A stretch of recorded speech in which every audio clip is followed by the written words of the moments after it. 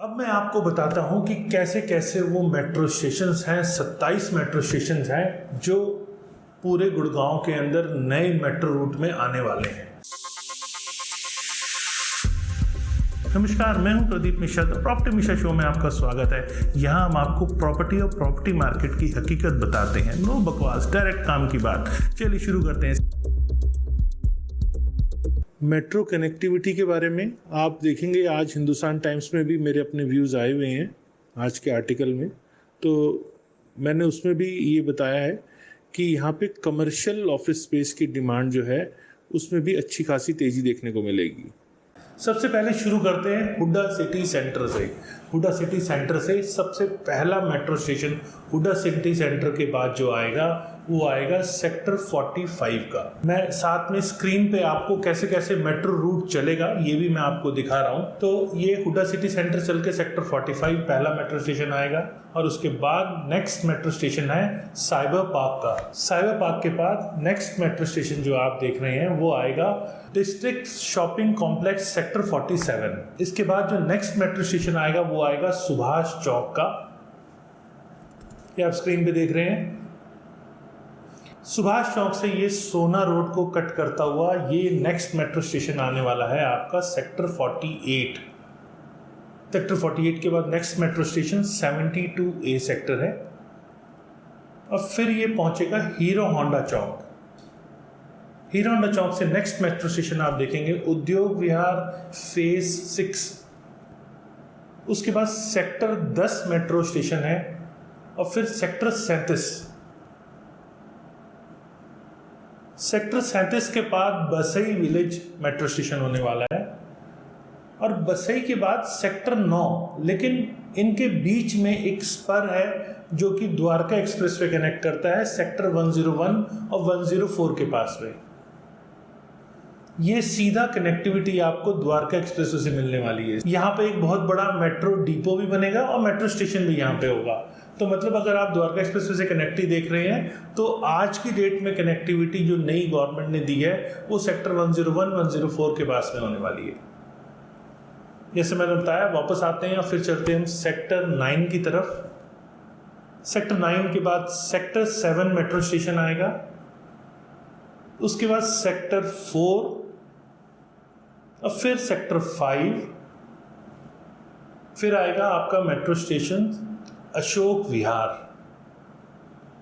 उसके बाद सेक्टर 3 मतलब ये आपका पालम विहार हो गया। यहाँ पे आप देख सकते हैं लेफ्ट हैंड साइड पे एक सेंतूर एस्पीरा प्रोजेक्ट भी यहाँ पे अंसल्स का कॉर्पोरेट पार्क है और साथ में यहाँ पर बेस्टेक की एक ग्रुप हाउसिंग भी है यहाँ पर। इसे थोड़ा सा आगे चलते हैं तो बजगेड़ा चौक, जिसे हम कृष्णा चौक भी कहते हैं, ये कनेक्टिविटी आपका द्वारका एक्सप्रेसवे से यहाँ से भी है। कृष्णा चौक से आप लेफ्ट लेते हैं तो आरओबी क्रॉस करके ये सीधा सेक्टर 111 के पास में निकलता है। सेक्टर 110A से होता हुआ ये सीधा द्वारका एक्सप्रेसवे कनेक्ट करता है। तो चूंकि मेट्रो लाइन अभी यहाँ एक स्पर नहीं है, मेट्रो लाइन यहाँ कृष्णा चौक जिसे बजगेड़ा रोड के नाम से मेट्रो स्टेशन होगा वो वहीं से होकर आप उस एरिया में भी जा सकते हैं। उसके बाद नेक्स्ट मेट्रो स्टेशन है पालम विहार एक्सटेंशन का। उसके बाद नेक्स्ट मेट्रो स्टेशन आने वाला है पालम विहार का।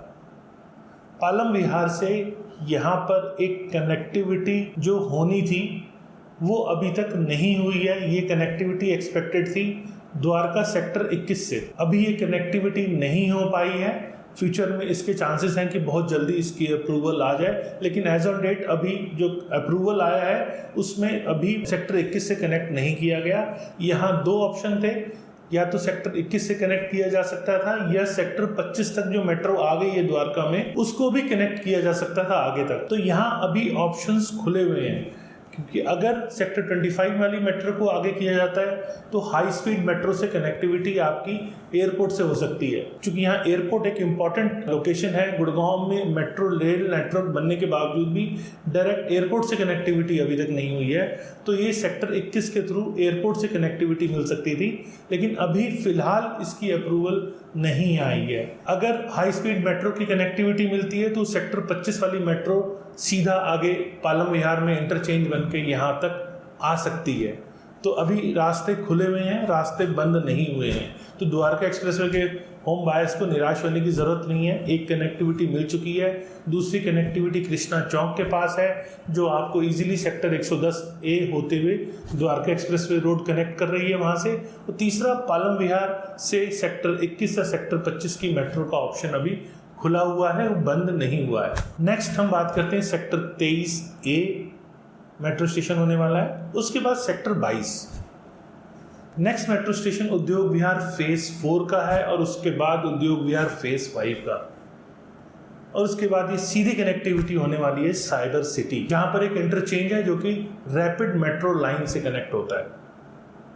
चलिए आगे बढ़ते हैं। सेंट्रल गवर्नमेंट के कैबिनेट ने गुड़गांव के अंदर मेट्रो की अप्रूवल दे दी है। आज कैबिनेट ने ministry of housing and urban affairs के एक प्रस्ताव को मंजूरी दी जो मेट्रो की कनेक्टिविटी लगभग 28.5 किलोमीटर हरियाणा में गुरुग्राम बढ़ाने का कार्यक्रम है, जो सिटी सेंटर से साइबर सिटी तक मेट्रो को पहुंचाएगा और साथ में एक स्पर, एक 1.5 किलोमीटर लंबा अलग लाइन, साइड की लाइन स्पर लाइन बोलते हैं, वो द्वारका एक्सप्रेसवे को भी कनेक्ट करेगी मेट्रो से। ये लगभग 5,453 करोड़ रुपए की लागत से 4 वर्षों में पूरा किया जाएगा, जिससे हमारे हरियाणा के खासतौर पे गुरुग्राम के लोगों को तो बहुत बड़ा फायदा होगा ही। लगभग 7.5 लाख अनुमानित है रोज यातायात करेंगे इस मेट्रो लाइन पे। गुड़गांव के लोगों को अब मेट्रो की सौगात तो मिल गई। क्या इससे द्वारका एक्सप्रेसवे की कनेक्टिविटी भी हो पा रही है? जी हाँ, इससे द्वारका एक्सप्रेसवे की कनेक्टिविटी हो पा रही है। सेक्टर 101, 104 में एक स्पर होगा जो सीधा द्वारका एक्सप्रेसवे कनेक्ट करेगा। कृष्णा चौक मतलब यहाँ पे बजेड़ा चौक के नाम से जो मेट्रो स्टेशन बनेगा, उससे भी आप देखेंगे सेक्टर 110A होते हुए द्वारका एक्सप्रेसवे आप कनेक्ट कर सकते हैं। यहाँ पे दूसरी कनेक्टिविटी कृष्णा चौक से, मतलब जहाँ बजगेड़ा मेट्रो स्टेशन होगा उससे भी सीधी कनेक्टिविटी होती है। तो मतलब यहाँ द्वारका एक्सप्रेसवे के लोगों को भी अच्छी खासी कनेक्टिविटी मिलने वाली है। तो आपके लिए खबर है कि यहाँ पर अप्रूवल हो गई है, कैबिनेट ने DPR को अप्रूव कर दिया है। अब गुड़गांव के अंदर मेट्रो आने वाली है। तो आज मैं आपको बताऊंगा पूरा प्रोजेक्ट क्या है, टोटल इसका बजट क्या है, क्या इसका रूट है। एक एक स्टेशन को मैं आपको क्लियर करके बताऊंगा, क्योंकि आपके घर के पास से, आपकी इन्वेस्टमेंट के पास से, आपकी फ्यूचर इन्वेस्टमेंट के पास से मेट्रो जा रही है या नहीं जा रही है, वो आपको एक एक मेट्रो स्टेशन में क्लियर करने वाला हूँ। मतलब उसके सारे स्टेशंस बताऊंगा, कैसे इसकी फंडिंग हो रही है, क्या इसकी टाइमलाइन है, क्या इसके बेनिफिट्स हैं, साथ में रैपिड रेल से कैसे इसकी कनेक्टिविटी हो रही, कैसे इसकी फ्यूचर कनेक्टिविटी एक्सपेक्टेड है और क्या इससे फ़ायदे होने वाले हैं, और इस प्रोजेक्ट को अभी किस स्टेज पे रखा गया है, क्या क्या इसकी प्रिपरेशन हो गई है और कैसे ये फाइनल शेप लेने जा रहा है। आज मैं आपको कंप्लीट डिटेल देने वाला हूँ। जून 7, 2023 को इसकी अप्रूवल हुई है और 4 साल का टाइमलाइन है इस प्रोजेक्ट को पूरा बनाने का। चलिए अब बात करते हैं इसकी फंडिंग की। फंडिंग यहाँ पर सेंट्रल गवर्नमेंट 869.19 करोड़ करने वाली है और यहाँ हरियाणा गवर्नमेंट का जो कंट्रीब्यूशन है 1432.49 करोड़ रुपीज़ है। और लोकल बॉडी जैसे हुडा, जिसे HSVP के नाम से जाना जाता है, उसका कंट्रीब्यूशन इसमें 300 करोड़ का होने वाला है। और इसके अंदर लोन जो होने वाला है वो 2699.57 करोड़ का है। और इसके अंदर पब्लिक प्राइवेट पार्टनरशिप भी है, जिसमें लिफ्ट और एस्केलेटर्स के कंस्ट्रक्शन को लेकर, इसके इंस्टॉलेशन को लेकर पब्लिक प्राइवेट पार्टनरशिप है, जो कि 135.47 करोड़ का है। तो ये तो इसका हो गया टोटल बजट। जो लोन इसके अंदर है वो यूरोपियन इन्वेस्टमेंट बोर्ड से आ रहा है। जी हाँ, EIB और वर्ल्ड बैंक से, ये 2 एजेंसीज हैं जिन्होंने इसे फंड के लिए टाइप किया है। मतलब लोन आपका यहाँ से आने वाला है। तो मेट्रो की जो एस्टिमेटेड डेली राइडरशिप है वो 5.34 लाख है 2026 के अंदर, क्योंकि 2026 तक इसकी एक्सपेक्टेशन है बनने की।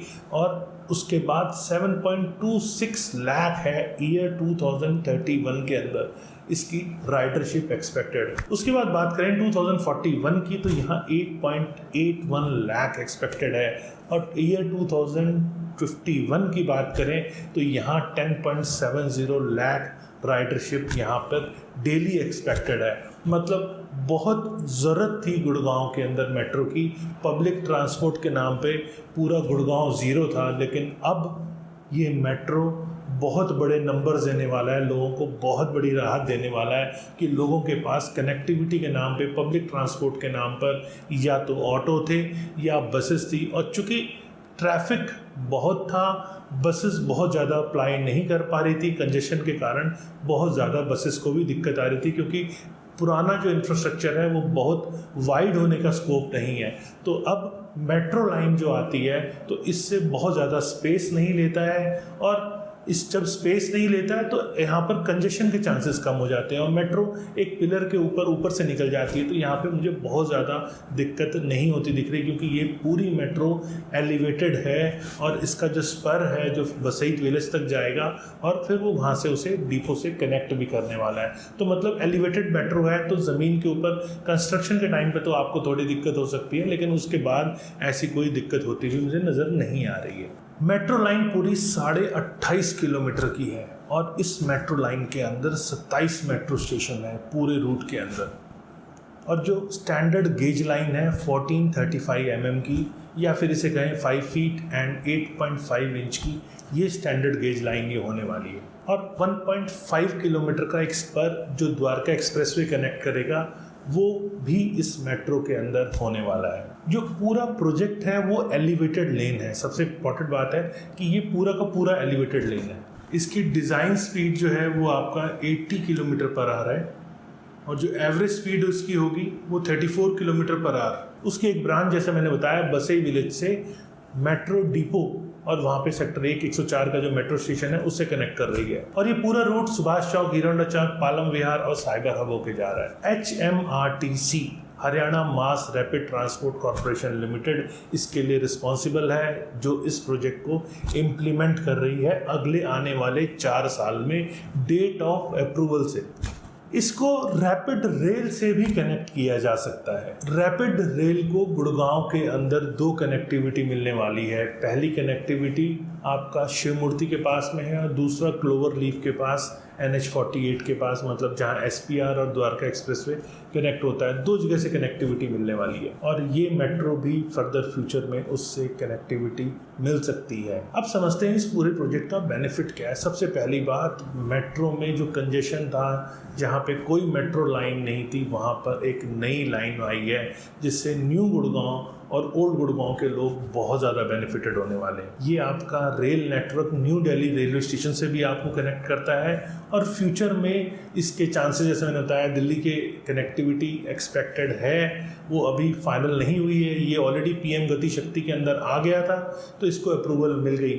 वो भी PM गति शक्ति के अंदर ऑलरेडी आया हुआ है, तो इसकी भी अप्रूवल बहुत जल्दी एक्सपेक्टेड है। जब इसकी अप्रूवल आएगी मैं तब भी आपको पूरी डिटेल दूंगा। तो इसको फ्यूचर में इंदिरा गांधी इंटरनेशनल एयरपोर्ट से भी कनेक्टिविटी मिल सकती है। दूसरा, जहाँ जहाँ पर मेट्रो की लेन जा रही है वहाँ पे फ्यूचर में कमर्शियल डेवलपमेंट हो सकती है। अब कमर्शियल डेवलपमेंट कैसे हो सकती है? ठीक है, वहाँ रहने वाले लोगों को फ़ायदा हो रहा है, कनेक्टिविटी अच्छी मिल रही है, पब्लिक ट्रांसपोर्ट है, और पब्लिक ट्रांसपोर्ट जहाँ जहाँ जाता है वहाँ पर नए मेट्रो रूट के ऊपर आप जल्दी देखेंगे कि कई नए को-वर्किंग स्पेस भी अंडर कंस्ट्रक्शन में आ जाएंगे। मतलब जैसे जैसे मेट्रो का काम पूरा होगा तो वहाँ नए को-वर्किंग स्पेस भी आपको देखने को मिलेंगे। मेट्रो का तो ये ट्रैक रिकॉर्ड है कि 10 से 20% के आसपास प्राइस एप्रिसिएशन भी होता है, लेकिन फॉर्च्यून 500 कंपनीज जो इंडिया में अपना बिजनेस करना चाहती हैं, उन्होंने अपना ऑफिस गुड़गांव के अंदर बनाया है, और गुड़गांव में अभी तक जो ऑफिस स्पेस है वो साइबर सिटी और उसके आसपास 4-5 ऐसी लोकेशंस हैं, वहीं तक सीमित हो गया है। उसको बहुत ज़्यादा स्कोप नहीं मिला एक्सपेंशन का। अब उनको स्कोप नज़र आएगा, क्योंकि ये मेट्रो लाइन जहाँ जहाँ जाएगी वहाँ पर ऐसे ऑफिस स्पेस के ऑप्शन फ्यूचर में आ सकते हैं। मतलब गुड़गांव में एक पर्टिकुलर लोकेशन पे सारे ऑफिसेज ना आके अब वो स्प्रेड हो सकते हैं पूरे गुड़गांव में। मतलब जॉब अपॉर्चुनिटीज़ लोगों को और यहाँ पे मिल सकती है। जितना कमर्शियल आएगा, जितने ऑफिस स्पेस आएंगे, और फॉर्च्यून 500 कंपनी जो इंडिया में अपना बिजनेस करना चाहती है उनकी पहली पसंद गुड़गांव है, तो उन सब का रुझान नए एरियाज़ में जहाँ पर चीप रेंटल में ऑप्शन मिल सके, क्योंकि नए एरिया में स्कोप रहता है, तो वहाँ पर एक अच्छी एलिटी ऑफिस स्पेस की भी फर्दर फ्यूचर में हो सकती है। तो जब ऑफिस स्पेस आएंगे, जॉब अपॉर्चुनिटीज़ आएगी, तो वहाँ के रेजिडेंशियल एरिया को भी बेनिफिट होगा। खैर, सेंटिमेंट्स का भी बेनिफिट होता है। मेट्रो की न्यूज़ अपने आप में एक सेंटीमेंट है, तो बहुत पॉजिटिव करती है। रियल एस्टेट मार्केट ऑलरेडी इस टाइम ऑल टाइम हाई पे चल रही है और उसमें मेट्रो की न्यूज़ तो सोने पे सुहागा है। इन एरियाज़ में जहाँ जहाँ से मेट्रो जा रही है इनमें बहुत ज़्यादा लोगों को 10 से 20% के आसपास मैं कहूँ तो डाटाज में, तो इतना प्रॉफिट यहाँ पर इमीडिएट मेट्रो की न्यूज़ से होता हुआ मुझे दिख रहा है। गुड़गांव की पॉपुलेशन जैसे 2.5 मिलियन है ओवरऑल, चूंकि पूरे गुड़गांव को इसे कनेक्ट किया गया है तो गुड़गांव के लिए, पूरे गुड़गांव के लिए तो कम से कम ये राहत की खबर है। अगर अभी हम बात करें तो 2 मेट्रो लाइन गुड़गांव के अंदर है, एक येलो मेट्रो लाइन और दूसरा रैपिड मेट्रो, जिसमें डेली राइडरशिप करीब 1.3 मिलियन है। और नई मेट्रो से आने से जो कि मल्टी मॉडल कनेक्टिविटी गुड़गांव के अंदर मिलती हुई दिख रही है, इससे मेरे को सबसे ज़्यादा इम्पॉर्टेंट है कि गुड़गांव रेलवे स्टेशन जो कि सेक्टर 5 के पास है वो कनेक्ट होता हुआ दिख रहा है और फ्यूचर में RRTS से भी कनेक्टिविटी आती दिख रही है और येलो लाइन से सीधी कनेक्टिविटी हुडा सिटी सेंटर से यहाँ दिख रही है। ये जो आपस में इंटरकनेक्शन है ये भी यहाँ के लोगों को एक राहत बड़ी खबर देता है, क्योंकि आप एक पब्लिक ट्रांसपोर्ट से जब दूसरा पब्लिक ट्रांसपोर्ट लेते हैं तो कनेक्टिविटी क्या है आपस में, ये बहुत इंपॉर्टेंट होती है। तो इसका सीधा फायदा गुड़गांव को मिलने वाला है। गुड़गांव मेट्रो के लिए एक नई सौगात है। बहुत दिनों से काम अटका हुआ था, कई बार कमिटमेंट हुई, लेकिन थैंकफुल गवर्नमेंट का ये होना चाहिए कि कम से कम इलेक्शन से पहले इसकी न्यूज़ आ गई। चलिए अब समझते हैं कि आखिर अभी क्या क्या इसकी प्रिपरेशन शुरू हो रही है, ग्राउंड पे क्या होने वाला है। देखिए सबसे इम्पॉर्टेंट चीज़ है कि यहाँ 90% लैंड ऑलरेडी अथॉरिटीज़ के पास है, 10% लैंड अभी भी है जहाँ प्राइवेट ऑनरशिप है। तो जब मेट्रो लाइन आती है तो यहाँ कंपल्सरी एक्विजिशन एक्ट आता है और कंपल्सरी एक्विजिशन एक्ट के अंदर कोई भी अगर लैंड बीच में आ रही है तो उसकी एक्विजिशन इमीडिएटली होती है, क्योंकि वो पब्लिक इंटरेस्ट के अंदर होता है।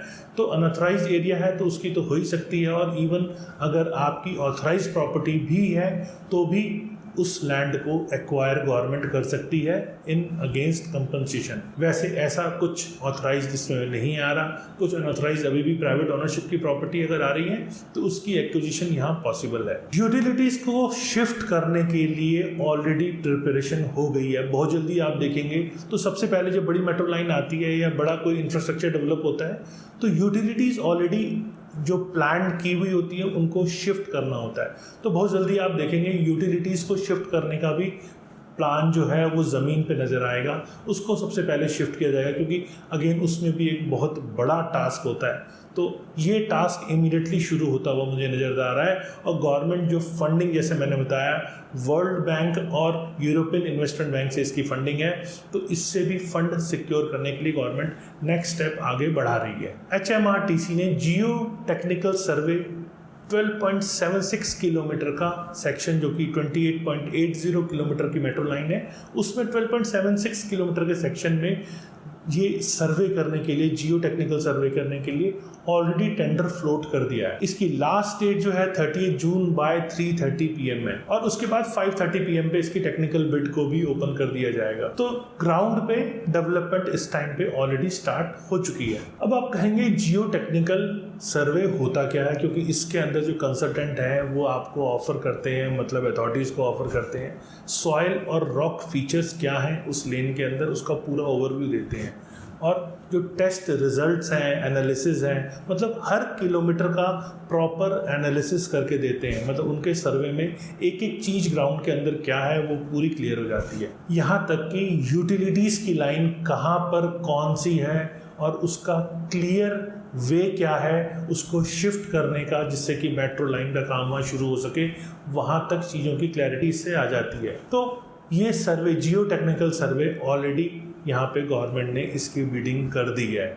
मतलब ऐसा नहीं है कि वो कब काम होगा ये कुछ नहीं पता। अब गवर्नमेंट पूरी तरह मन बना चुकी है कि इसका काम किया जाए। अब मैं तो ये कहूँगा कि भले ही इलेक्शन के कारण, लेकिन गुड़गांव के लोगों को एक मेट्रो की सौगात तो मिली। चलिए अब समझते हैं कि रियल एस्टेट मार्केट पे इसका क्या इम्पैक्ट पड़ने वाला है, कौन कौन से एरियाज हैं जहाँ पे आपको इन्वेस्टमेंट की अपॉर्चुनिटीज़ दिखेंगी, जहाँ पे इन्वेस्टमेंट करेंगे तो फ्यूचर में आपको अच्छा खासा रिटर्न भी मिल सकता है। देखिए, जब ये हुडा सिटी सेंटर से चलती है तो ऑलरेडी यहाँ बसावट हो चुकी है। सेक्टर 45, साइबर पार्क, सेक्टर 47, 48, तो यहाँ पे काफ़ी डेवलपमेंट हो चुकी है। सोना रोड का भी एरिया ये बसा हुआ है। थोड़ा सा आगे चलते हैं, सेक्टर 72A के पास का कुछ एरिया है जो कि आपका SPR रोड के कुछ सेक्टर्स हैं वो इसके आसपास लगते हैं। यहाँ पे कुछ अच्छे ऑप्शंस आपको मिल सकते हैं, जहाँ पे आप अभी बाय करें तो आपको एक अच्छा एप्रिसिएशन भी मिल सकता है। फिर उद्योग विहार का एरिया फेज 6 ऑलरेडी बसा हुआ है, सेक्टर 10, सेक्टर 37 ऑलरेडी बसे हुए हैं। लेकिन जो एक स्पर कनेक्ट होता है द्वारका एक्सप्रेसवे के ऊपर, वहाँ पर आपको इन्वेस्टमेंट के ऑप्शंस मिल सकते हैं, क्योंकि मेट्रो का इम्पैक्ट वहाँ पे 10 से 20% प्रॉपर्टी एप्रिसिएशन पे आता है। तो द्वारका एक्सप्रेसवे के लगते हुए वहाँ के सेक्टर्स में आपको कुछ इन्वेस्टमेंट अगर मिलती है, अच्छी टेक्निकली ठीक हो, ये आपको समझना बहुत ज़रूरी है। क्योंकि प्रॉपर्टी बाय करना तो बहुत आसान होता है, लेकिन इन्वेस्टमेंट बहुत मुश्किल काम होता है, क्योंकि इन्वेस्टमेंट में बहुत सारे एस्पेक्ट्स हैं जो लेने से पहले आपको स्टडी करना होता है। तो उन एरियाज़ में जहाँ पे मेट्रो कनेक्ट होने वाली है द्वारका एक्सप्रेसवे को, वो कुछ अच्छे ऑप्शंस हैं, वहाँ पे आप एक्सप्लोर कर सकते हैं। फिर वापस आते हैं सेक्टर 4-5, यहाँ ऑलरेडी मेट्रो जा रही है, लेकिन यहाँ पे बसावट हो चुकी है। चूँकि बसावट बहुत ज़्यादा हो गई है तो नई डेवलपमेंट अभी मेरे को वहाँ पे नहीं दिख रही है। लेकिन सेक्टर 3 के पास में जैसे संतूर एस्पीरा एक प्रोजेक्ट है, वहाँ पर भी मेरे को इन्वेस्टमेंट के ऑप्शंस दिख रहे हैं, नई ग्रुप हाउसिंग है, रेडी हुई है। फिर आप आते हैं कृष्णा चौक के पास। कृष्णा चौक जो कि बजेड़ा चौक के नाम से जहाँ मेट्रो स्टेशन आने वाला है, वहाँ से आप देखेंगे तो द्वारका एक्सप्रेसवे की अलग से कनेक्टिविटी ऑलरेडी बाय रोड बनी हुई है। तो वहाँ से भी आप देखेंगे सेक्टर 111, 113, सेक्टर 112 और उसके आसपास के जो सेक्टर्स हैं, वहाँ पर भी एक इन्वेस्टमेंट अपॉर्चुनिटी है। यहाँ पर भी आप इन्वेस्टमेंट देख सकते हैं। और बाकी फिर पालम विहार होते हुए 22-23 उद्योग विहार और फिर साइबर सिटी, ये ऑलरेडी डेवलप हो चुका है। तो यहाँ पर बहुत ज़्यादा मेरे को ऑप्शंस अभी नहीं दिख रहे हैं। तो इन लोकेशंस के ऊपर ऑफिस स्पेस और रेजिडेंशियल प्रॉपर्टी दोनों आने वाले टाइम में और अच्छा रिटर्न दे सकती है। तो इन एरियाज़ को आप इन्वेस्टमेंट के लिए सिक्योर कर सकते हैं। नए मेट्रो रूट के ऊपर आप देखेंगे यहाँ रेंटल के रेट्स में भी काफ़ी इजाफा होगा, चाहे वो कमर्शियल हो या रेजिडेंशियल हो, डिमांड बढ़ेगी और यहाँ पे रेजिडेंशियल के रेंटल के रेट्स में भी काफ़ी इजाफा होगा। उम्मीद है आपको मेरा वीडियो पसंद आया होगा। अगर पसंद आया तो लाइक कीजिएगा, कमेंट सेक्शन में बताइएगा कि आपको वीडियो कैसा लगा। अगर फ्यूचर में और भी किसी टाइप के वीडियोस आप देखना चाहते हैं तो मुझे कमेंट सेक्शन में आपको टॉपिक बताइएगा। मैं ज़रूर कोशिश करूँगा आपको आपके मतलब का वीडियो बना के दूँ, क्योंकि यहाँ हम आपके मतलब की बात बताते हैं, आपके इन्वेस्टमेंट की बात बताते हैं, आपके इन्वेस्टमेंट को सिक्योर करने के लिए हर कोशिश करते हैं। और लगातार ऐसे वीडियोज़ देखने के लिए मुझे सब्सक्राइब कीजिए, क्योंकि यहाँ डायरेक्ट बात होती है, नो बकवास, डायरेक्ट काम की बात होती है। नमस्कार, जय हिंद।